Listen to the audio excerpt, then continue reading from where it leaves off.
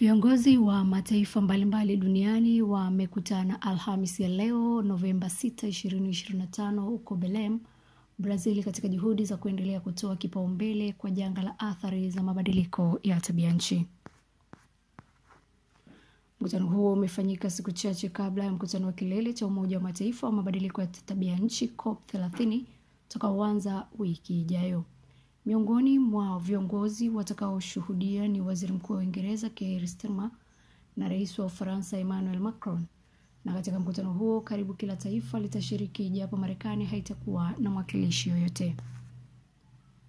Viongozi wa dunia wameendelea kulaumiwa na kusuasua katika kukabiliana na athari za mabadiliko ya hali ya hewa.